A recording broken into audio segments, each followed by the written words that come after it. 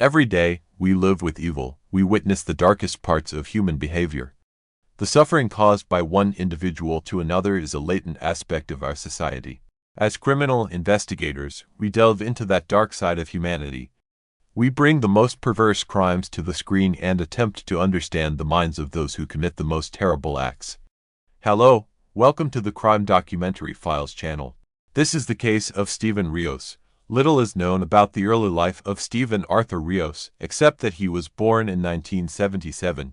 It can be inferred that he was born somewhere in the United States, as he spent his life in that country. From a young age, he aspired to be part of the police force, a goal he achieved by working for the police departments of Dixon and Waynesville in south-central Missouri, though the specific dates of his service are not provided. After those two experiences, he was hired by the Sheriff's Department of Vaughn County in June 1999.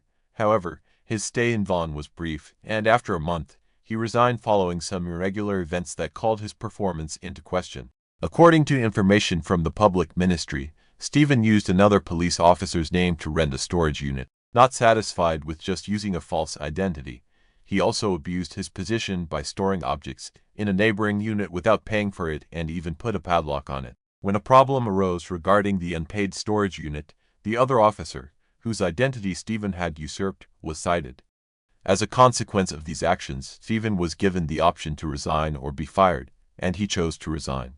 However, this remained an internal matter, and no charges were filed against him. Later, he worked briefly as a security agent for Target in a well-known shopping center in Columbia. In October 1999, he was hired by the city as a security agent at the airport. Around 2001, Steven applied to join the Columbia Police Department. Although they were aware of the previous incident in Vaughn, they decided to hire him because they considered the event insufficient to disqualify him. Additionally, before hiring him, they verified his criminal record and references and found nothing out of place. In parallel with his jobs in the security area, Steven's personal life seemed to be going well. He dated Elizabeth Sullivan, a kind and beautiful young woman whom everyone called Libby. They got married and formed a happy home, where the two treated each other with affection. She was totally in love and trusted her husband, whom she considered a good man. Elizabeth's parents, John and Susan Sullivan, were friendly people with good hearts, and soon they accepted Steven as one of the family. The happiness of both the couple and the in-laws was complete when Elizabeth announced her pregnancy, and it reached its peak when their firstborn, Grayson Rios, was born. Immediately, the baby became the center of the home for the Rios and the Sullivan grandparents. It could be said that everything was going well personally and professionally. The only detail that sometimes worried his wife was that his job always involved some risk. As a police officer, he often had to restore order when rioters disturbed the peace. Sometimes, these incidents became violent, but Steven had been lucky enough to come out unscathed. It was precisely during one of these calls, when the officers went to break up a noisy party, that their paths crossed with a young man named Jesse Valencia. Jesse James Wade Valencia was born in Prairieville, Missouri, on February 22, 1981. For years, he was Linda V's only son and spent much of his childhood with his mother and grandparents on their rural Kentucky farm. Then Linda started a relationship with Lupe Valencia, a great man who became the real father figure for the little boy, and Jesse took his last name. Later on, the family grew, and the boy had two sisters whom he pampered a lot. The trust between Jesse and his mother was always a pillar of their relationship. That is why, in adolescence, Jesse spoke openly to Linda about his sexuality and told her that he was gay.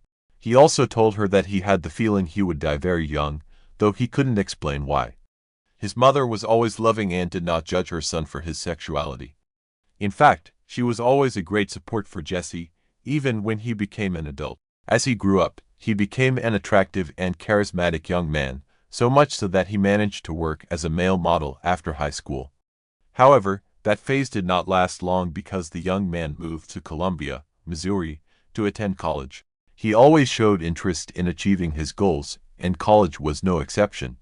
He met his academic requirements while working, and like every young person, also took time out of his busy schedule to have fun and go to parties with his friends. Almost without realizing it, between enjoying and studying, Jesse was already in the penultimate year at the University of Missouri, where he was studying law and journalism. His intention was to become a lawyer. By that time, he was also working at the Motel campus, and in his free time, he enjoyed the nightlife of a young college student. He had many friends and presumably several occasional sexual partners, because he did not seem willing to settle down in a monogamous relationship.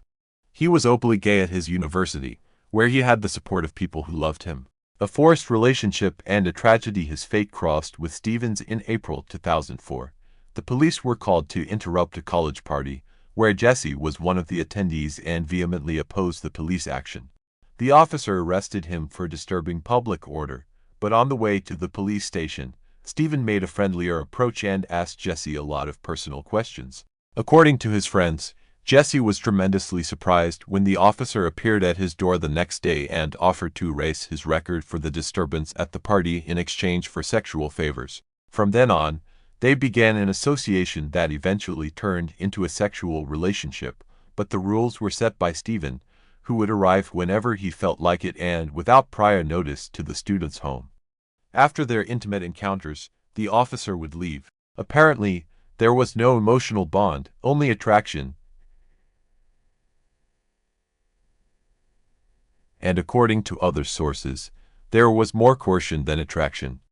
According to Andy Chorn, one of Jesse's occasional partners, the officer appeared out of nowhere and imposed his will. Andy was present during one of these visits and said he was coerced into participating in sexual activities. Afterward, Steven made both Jesse and Andy swear to keep silent.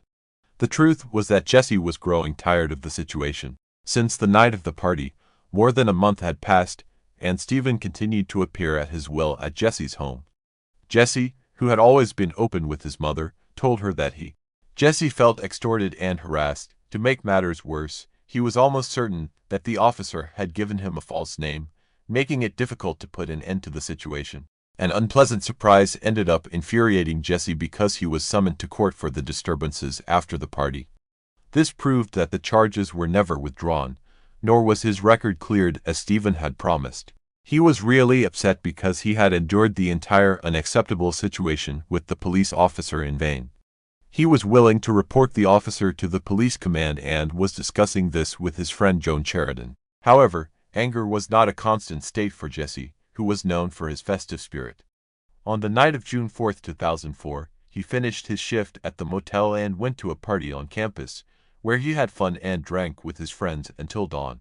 He then returned home after receiving calls from one of his friends, Ed McDevitt. When the sun rose on the morning of June 5, 2004, the university campus was filled with the cheerful bustle of young people starting their day, but soon everything changed. Some students who left early for class saw a young man lying on the grass between two houses. He was only wearing underpants, and they thought he had probably passed out after drinking the night before. However, when they approached, they realized he was dead. The uproar caused by this discovery was tremendous, and the university community could not believe what had happened. Shortly after, it was revealed that the body was Jesse's.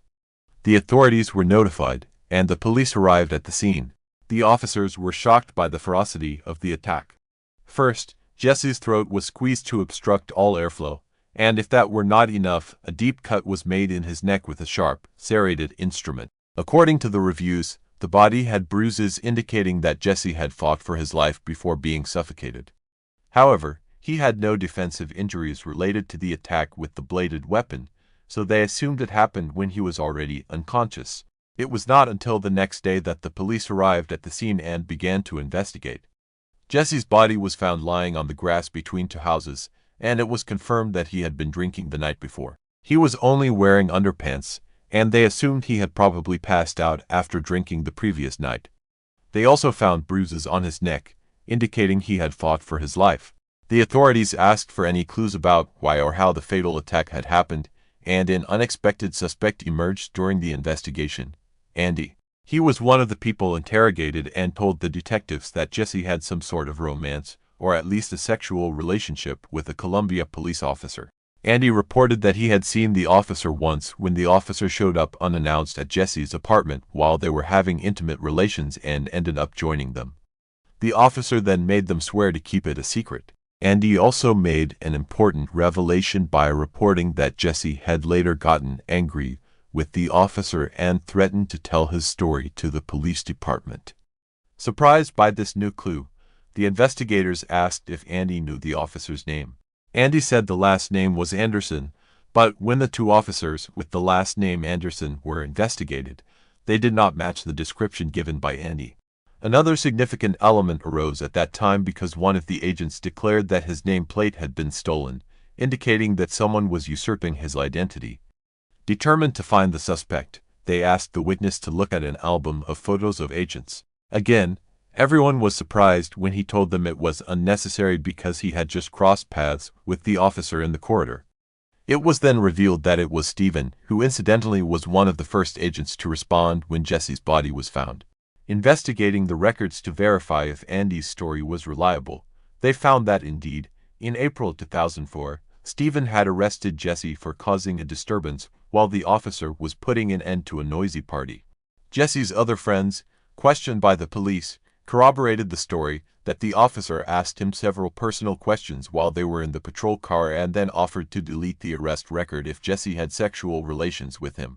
Linda, Jesse's mother, was also consulted by the investigators and reported that she initially believed her son was excited about the relationship, but that perception quickly changed because he felt harassed by the officer.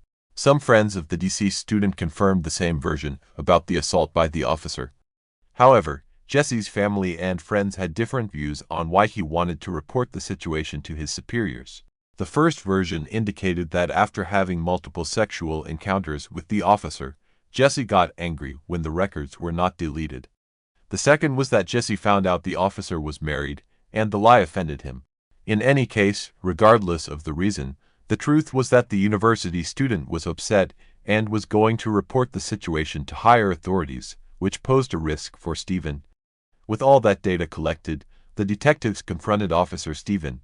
He admitted to having arrested Jesse weeks before but tried at all costs to deny any link beyond the professional with the student.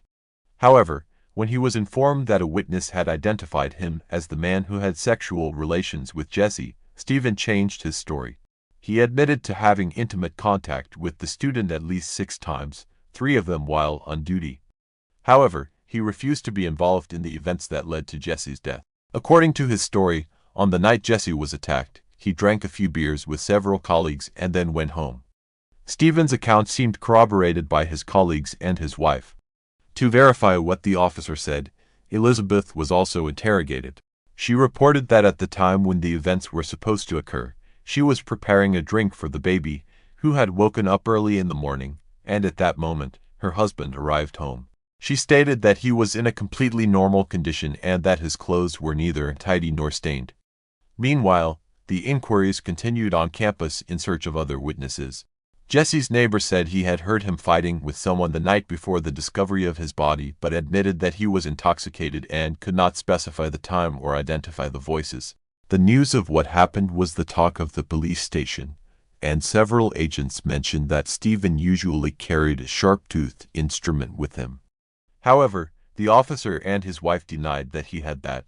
To rule out or confirm this version, the investigators obtained a search warrant for the officer's home, but no cutting blade or any incriminating evidence was found. Meanwhile, the investigators were waiting for the autopsy report as well as the results of the samples taken from Jesse's body. To cover all angles, they took DNA samples from Stephen, who was absolutely uncomfortable with the situation, and it was just the beginning. As a consequence of being considered the main suspect in a homicide case, Stephen was suspended from his duties. A few days later, he called his superior and informed him that he had bought a shotgun and threatened to take his own life. The police's immediate action to protect him from himself was to detain him and put him in a mental health center, but he escaped from there and climbed to the top of a parking lot, threatening again to end his life by jumping. Fortunately, his law-abiding colleagues managed to talk him down, after which they sent him back to the mental health center. His attempts to take his own life made him seem more guilty to the authorities, but Stephen stated that his actions were related to the fact that he had been exposed as homosexual and adulterous. When the results of the autopsy and other tests carried out on Jesse's body finally arrived, things got worse for Stephen. It was corroborated that the agent's DNA was found under the deceased young man's nails. This could have resulted from sexual relations between the two. However, Stephen had previously stated that he had not seen Jesse in 6 days. It was known that the young man showered regularly and washed his hands frequently, which reduced the possibility that the DNA came from an older intimate encounter. Other significant evidence was revealed by the autopsy. Jesse was found lying face up on the grass, and due to the type of wound on his neck, the blood flowed into the grass and was deposited under the corpse. This caused his chest to be free of those fluids. According to the forensic doctor, the student was suffocated to the point of losing consciousness, and when he fell to the ground, he was attacked with the weapon on his clean-shaven chest. The forensic doctor collected some hair, and again, Stephen's DNA matched the evidence. The forensic doctor also found bruises on Jesse's chest and back. When evaluating the possible causes, the police agreed that the marks matched a specialized choking technique used by police officers, but in this case, it was executed poorly. That detail also led directly to Stephen because, during his training, he did not excel in defensive techniques. This would explain the poor execution of the chokehold and the presence of hair from Stephen's arm on Jesse's chest as he defended himself, trying to escape and fighting for his life. With all this evidence against him, Stephen was arrested and charged with the fatal attack on the university student. Stephen was charged with first-degree murder and went to trial. Various inculpatory pieces of evidence were presented in court, including that he left the police station at 4:45 in the morning but arrived home around 5:30, according to his wife's statement. The prosecution's theory about what happened was presented during the hearing. According to them, Stephen went to Jesse's apartment that night to have sex, but the young man did not agree and confronted him for being married and possibly for his false promise to erase the charges against him from the night of the party. Several emails sent by Jesse to a friend expressed his frustration with the officer and stated that he was going to confront him. The public prosecutor's office also presented the DNA evidence and a notable detail of Stephen's hair found on Jesse's chest, which were intact at the root, indicating they were pulled by force during Jesse's struggle to free himself. The prosecution alleged that when confronted by Jesse, Stephen applied a chokehold to prevent him from breathing. Although Jesse tried to free himself, he was subdued. When Jesse was lying on the floor, Stephen made a deep cut in his neck with the serrated weapon he allegedly carried, according to statements from his fellow officers. In response, the defense addressed all the prosecution's claims. They began by noting that Stephen's DNA was not the only one found under Jesse's nails. There were also samples that corresponded to Ed McDevitt, one of Jesse's occasional partners at the university. In fact, on the fatal night, Jesse and Ed had several phone conversations, which were verified by the records requested by the investigators. However, Ed had been ruled out by the police as a person of interest in the case. Elizabeth, Stephen's wife, appeared as a valuable witness for the defense. With surprising confidence, she stated that she believed in her husband's innocence. She insisted that Stephen was neither upset nor nervous at dawn and that his uniform had no red or brown stains that could indicate the presence of blood. She stated that the prosecution's story made no sense and highlighted that the search of their home and the inspection of her husband's vehicle did not find any evidence of a crime. Another detail that the defense team emphasized was that Stephen never went to Jesse's house late at night since they usually met during his shifts. There was also no evidence of text messages or phone calls between the two during the week in which the death occurred. However, the prosecution insisted on the guilt of the police officer, and the testimonies of Jesse's friends supported that hypothesis. The young people indicated that what existed between them was more than a consensual relationship. It was a dynamic of extortion based on the power that Stephen exercised over Jesse. The jury declared Stephen Rios guilty of first-degree murder and sentenced him to life without the possibility of parole. After the verdict, Linda, Jesse's mother, said she was relieved that her son had finally achieved justice. The defense of the police officer announced that they would appeal the sentence, and they were successful. 2 years later, a judge ruled that the testimony of Jesse's friends was mostly based on rumors and should not have been admissible in the first trial. As a result, Stephen's sentence was annulled, and he was granted a new trial. In the second trial held in 2008, he could not be tried for the same charge as the first, so he was accused of second-degree murder. The defense insisted that the jury not confuse adultery with homicide. The lawyers stated that while Stephen was guilty of cheating on his wife with Jesse, he had not taken the student's life. In this new judicial process, the jury was not allowed to hear the testimony about Jesse's plan to expose Stephen to the police force. They could hear the details of the DNA tests, but the defense argued that Ed's DNA, another sexual partner, was also found under Jesse's nails. After that statement, they questioned the investigators' actions because, instead of considering Ed a suspect, they had dismissed him to free their client from guilt. The defense challenged Ed's testimony. His roommate said he was with Ed that night, but the defense proved that, at the estimated time of Jesse's death, Ed was not in the bedroom. Another man with whom Jesse supposedly had a relationship, whose identity was kept confidential, was also pointed out as an alternative suspect. It was said that he had called Jesse twice that night, but he denied being sexually involved with Jesse or having taken his life. This man lived with his parents, who confirmed that he was at home sleeping. The defense called officers who testified that Stephen was drinking with them until dawn, suggesting that he did not have time to commit the crime. Elizabeth, who by the time of the second trial had already divorced Stephen, testified once again for the defense team and insisted that her son's father was innocent. The explanation given by the defense for the presence of Stephen's hair on the victim's chest was that Jesse did not change the dirty sheets after his intimate encounters and that the hair was there from the last contact between him and the officer 6 days before his death. Despite all the efforts of the accused's legal representatives to free him from guilt and cast doubt on the evidence, in December 2008, Stephen Rios was declared guilty once again. On January 16, 2009, he was sentenced to life in prison for taking Jesse Valencia's life and received an additional 23 years in prison for armed criminal action. He has the possibility of parole from 2049. Outside the court, Special Prosecutor Molly Swingle described Stephen as an arrogant sociopath and revealed several pieces of evidence against him that were declared inadmissible in the trial but that he believed the public should know. He shared these details with the media. He detailed, among other things, that Stephen had lied to Jesse about his name throughout their relationship, to the extent that Jesse told his friends he was dating an officer named Ted Anderson and even called the Columbia Police Department in search of Officer Anderson. Molly recalled that the real Officer Ted had reported that his identification plate had been stolen. He also brought to light that Stephen was fired from a job in Vaughan County for renting a storage space under the name of another officer and taking possession of an additional space without paying for it. The representative of the public ministry also said that several young people had come forward to the police after learning that the suspect in Jesse's murder was Stephen, pointing out that the same officer had offered them sex after arresting them. He clarified that while their testimonies were valuable, they were not directly related to the case.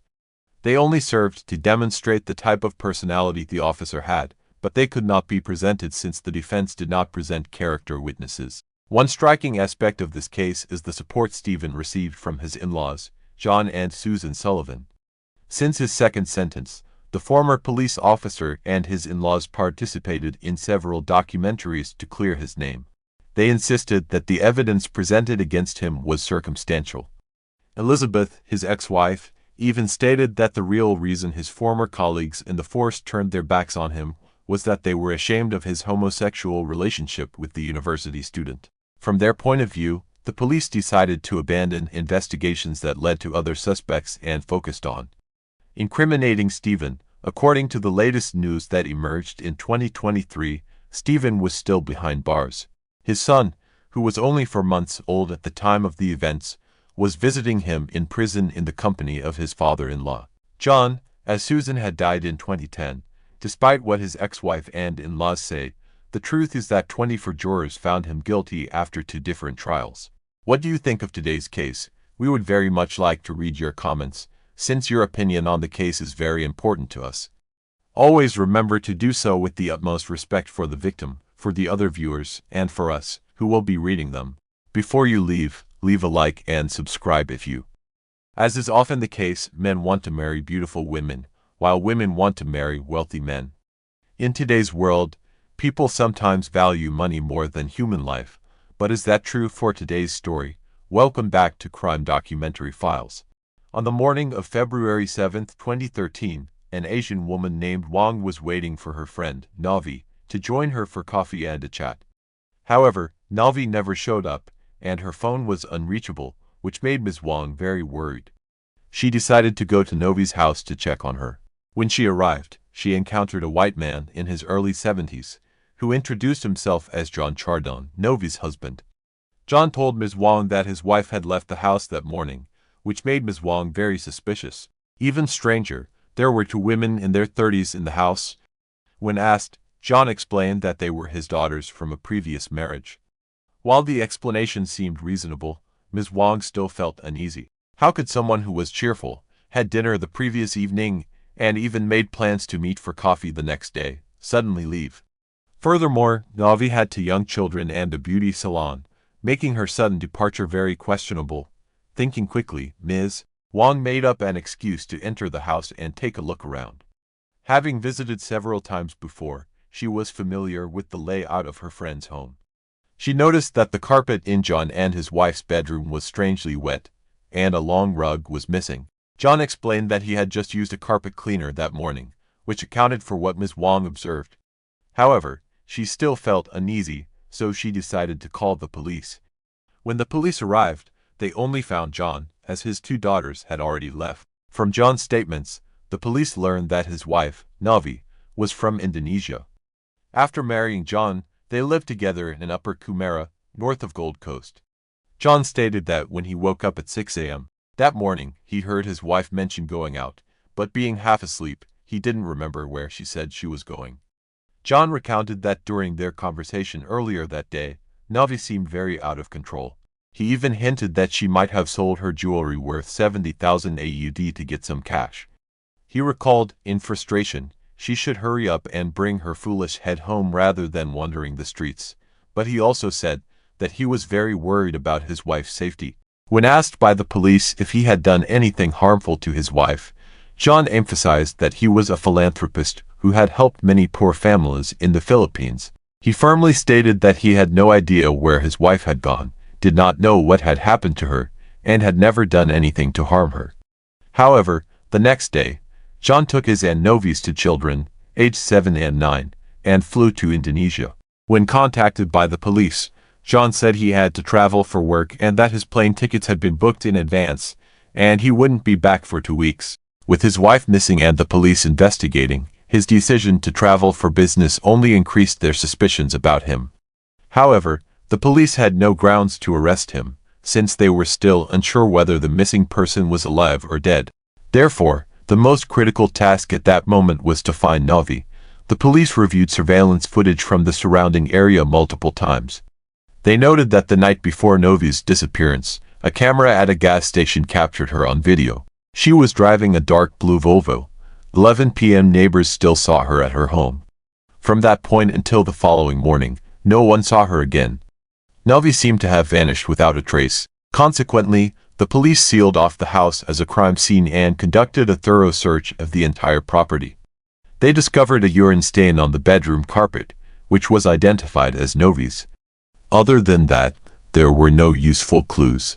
There was no blood, no signs of a crime. Everything in the house was remarkably clean. 4 days later, on the afternoon of February 11th, investigators found Novi's car in the parking lot of a long-distance bus station. However, the station's surveillance cameras did not capture any footage of Novi. Her social media accounts had not been updated, and there had been no transactions on her bank cards.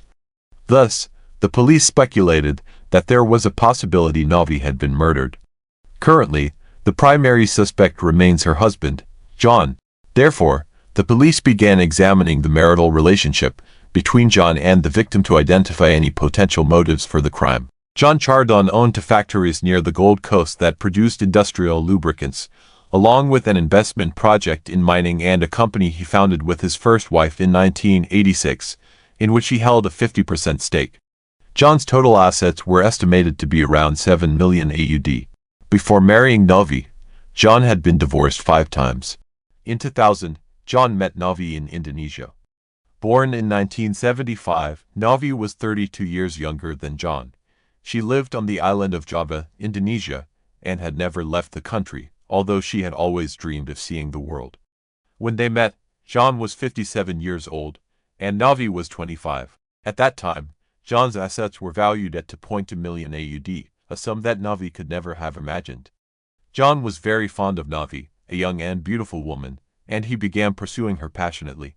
Navi looked at John with admiration, and after less than a month of dating, they registered their marriage. Although she was John's sixth wife, Navi didn't mind and even believed she had found true love. After getting married, Navi moved with John to Queensland, where they began a very sweet and happy married life. Navi gave birth to 2 children, turning their world into a happy family of 4. Despite settling in Australia, Navi frequently returned to Indonesia to spend time with her family and friends. To her relatives and friends, she embodied the ideal of a wealthy wife admired by everyone. However, by 2009, conflicts began to emerge between the couple. John started to show signs of being an abusive husband. He frequently beat Navi and even had a mistress from the Philippines. Navi later discovered that John often visited illicit entertainment venues whenever he traveled to the U.S. These issues led to frequent arguments between them. After numerous fights, their feelings for each other were no longer the same. To fill the void of loneliness, Navi also found herself a boyfriend. Both understood that their marriage was no longer faithful, but for the sake of their 2 children, they continued to live under the same roof. About a year before Navi's disappearance, the couple began living separately but still shared the same house. Following their marital crisis, Navi started to become more independent. She opened a beauty salon in Australia, establishing her own business. This allowed her to support herself despite their separation. Just over 2 months before the incident, during Christmas 2012, John and Navi had a heated argument. Navi felt she could no longer endure such a life but feared that John would take their 2 children away. According to the investigation, Navi sought advice from a lawyer. The lawyer informed her that Australian law strongly protects the rights of children and women. In the event of a divorce, the wife is entitled to half of the assets. This advice strengthened Navi's resolve to get a divorce, and she finally decided to propose it to John. The day before Navi disappeared, John had just received a letter from Navi's lawyer. The letter stated that Navi wanted 50% of John's assets, which amounted to approximately 3.5 million AUD, and that after the divorce, they would share custody and jointly raise their 2 children. That evening, Navi and Ms. Wong had dinner at a restaurant until 11 p.m. before returning home. After that, Navi mysteriously vanished. After Navi's disappearance, the police continued their efforts to find her, but their efforts yielded no results. More than 3 years after the incident, the police received information from neighbors. A neighbor named Rachel Willie revealed that 2 years prior, Navi had traveled to the U.S., but before leaving, she told Rachel that if she did not return from the trip, it was likely because John had killed her or hired someone to do so. Navi instructed Rachel to contact the police if she did not return. However, after that trip, Navi never mentioned anything similar to Rachel again. Just before Navi went missing, Rachel called her. At that time, Navi was picking up her children from school and told Rachel about her impending divorce from John. Over the phone, she calmly stated that everything was over and that the divorce would be finalized that day. The only remaining issue was her business affairs. That evening, when John returned home, he drove into his garage at high speed. In doing so, he crashed into the garage door, creating a loud noise that caught the neighbor's attention. Another neighbor reported that he and his girlfriend heard noises that sounded like gunshots that night. However, no other neighbors heard similar sounds. The police then investigated John's factory and interviewed the workers. One worker mentioned that a few months before Navi's disappearance, he stumbled upon a box at the factory labeled with John's name. Out of curiosity, he opened it and found a gun and some bullets inside, though he did not recognize the type of gun. Another worker reported seeing John drive to the factory on the night of the incident. However, the car only stayed for a few minutes before leaving. This raised the question, why did John rush to the factory that night? A different employee recalled receiving a phone call after Navi's disappearance from someone claiming to be John's daughter, asking him to retrieve a box from the house and deliver it to another one of John's daughters. This was the same box his colleague had discovered earlier. These 2 daughters were John's children from a previous marriage and were in their 30s, the same women Ms. Wong had seen at John's house. When questioned, the elder daughter, 34-year-old Candy, stated that her father, John, had given her the box and instructed her not to open it. She had never opened it, assuming it contained some important components and items. Feeling uneasy, she asked someone to, delivering the box to her sister, Angela. Eventually, a friend of Angela's hid the box.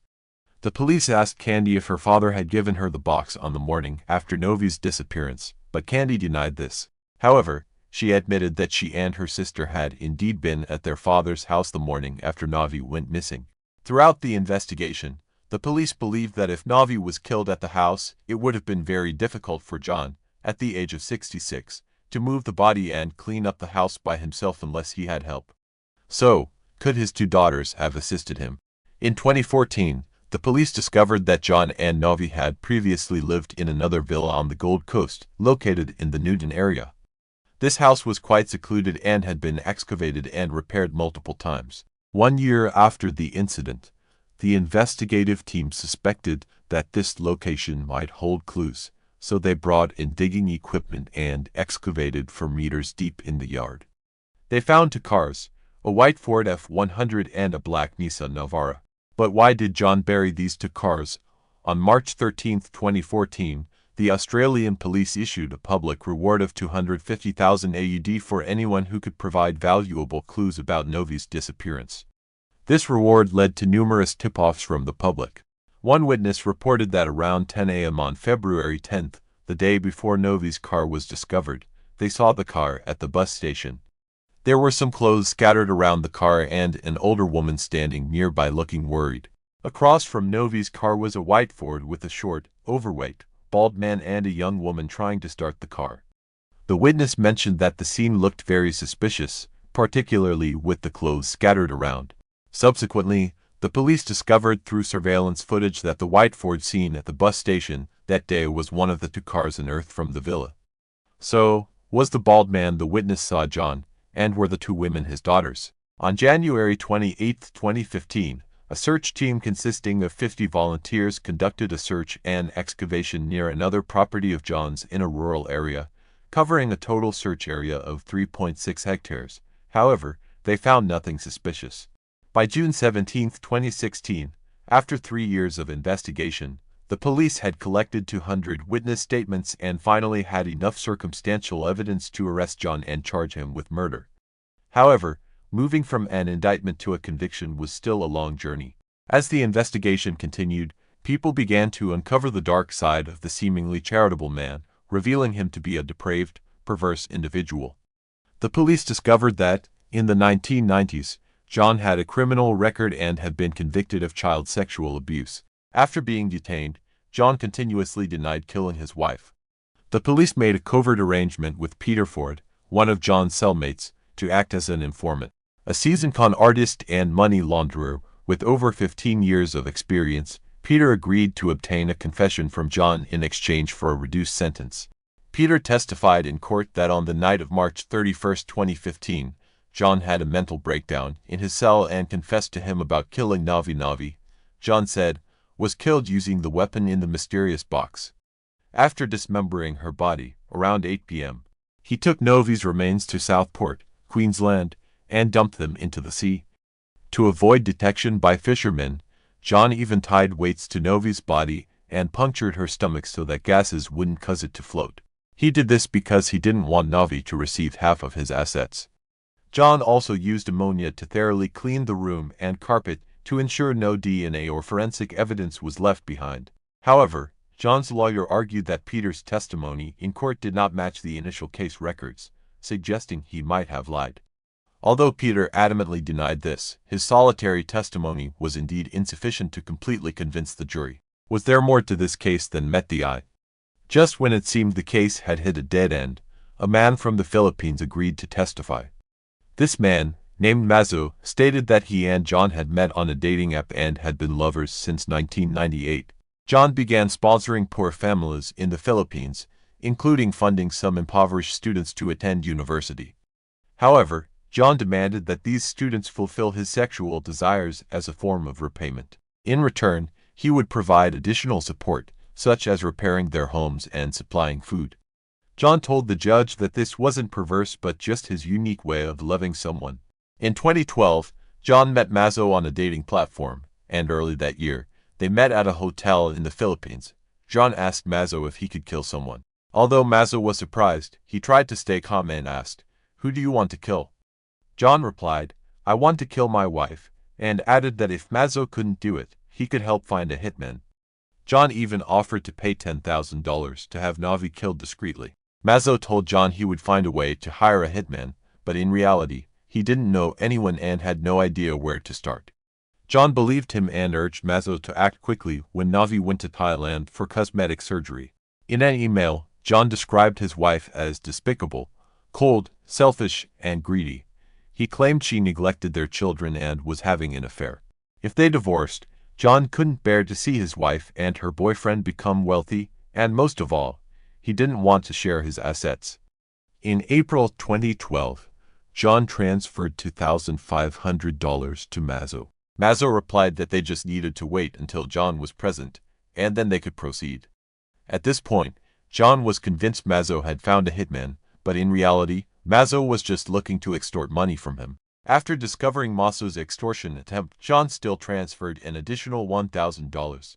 By July 2012, John sent an email stating that, due to personal reasons, he could no longer send money abroad, and after that, their transaction ceased. Facing Mazo's testimony in court, John defended himself by claiming he had asked Mazo to find someone because he needed a bodyguard. He argued that he often visited places like Mindanao, which had many white gangs, and he didn't dare go without protection. As for purchasing weapons, he claimed it was solely for self-defense. Ultimately, after hearing testimony from over 70 witnesses, the jury concluded that before her disappearance, Navi had been threatened by her husband and possibly subjected to emotional and psychological abuse in the relationship. The prosecutor argued that on the night of Navi's disappearance, a fatal act occurred in the bedroom, carried out in silence so as not to alarm the two young children. However, due to the lack of direct evidence of the murder, on September 9, 2019, the Queensland Supreme Court could only convict John of manslaughter and sentenced him to 15 years in prison. However, he only served 1 year before dying of heart disease. At that time, John was 73 years old, and Navi, if still alive, would have been 35. Dear viewers, some believe that marrying a wealthy husband is a great fortune, but fate often finds ways to challenge us, like Navi in this story, who, in her haste, ended up choosing the wrong husband, leading to a tragically grim fate. And John, who was always trying to hold on to his wealth, ultimately couldn't keep it. Indeed, greed is the most terrifying thing that can destroy a person. That concludes today's episode of Crime Documentary Files. What have you taken away from this video? Don't forget to share your thoughts with us in the comments below. Goodbye, and see you next time. First and foremost, I want to take a moment to express my deepest gratitude to each and every one of you for taking the time to watch my video. Your support means the world to me, and I cannot thank you enough for choosing to spend your valuable time here. Every single view, like, comment, and share that you give is an incredible source of motivation and encouragement. It's because of viewers like you that I am inspired to continue creating content, improving with each video, and striving to bring even more exciting, helpful, and entertaining material to this channel. Your engagement is truly the lifeblood of this community.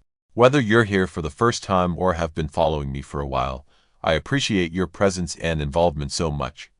Your comments and feedback are what help me grow and push myself to deliver better content with every upload. Knowing that you enjoy and find value in what I create gives me a sense of purpose and drives me to keep moving forward. I want to kindly invite you to hit the subscribe button if you haven't already. By doing so, you won't miss out on any of the new content that I have in store for you. I'm committed to bringing you videos that will not only entertain but also inspire, educate, and make your day a little brighter. Subscribing is a simple way to stay connected, and it ensures that we can continue this journey together. Additionally, by subscribing, you become a part of this growing community where your voice matters. I always welcome your thoughts, ideas, and suggestions, and I make it a priority to read your comments because they are invaluable to me. Whether it's ideas for new videos, feedback on what you liked or didn't like, or just sharing your thoughts, I'm here for it all. Together, we can create a space that feels positive, engaging, and full of meaningful conversations. So please, don't hesitate to hit that subscribe button now. If you're already subscribed, I want to give you an extra special thank you for being a part of this journey with me. Your support, no matter how small it may seem, is making a huge difference, and I'm incredibly grateful. Also, don't forget to click the notification bell so you'll always know when I've uploaded something new. Trust me, there's a lot of exciting content on the way, and I don't want you to miss any of it.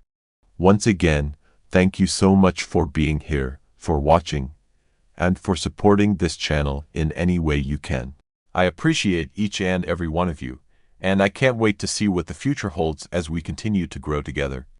Let's keep the momentum going, so make sure to subscribe, like, share, and comment. Wishing you all the best and looking forward to seeing you in the next video. Take care and stay tuned.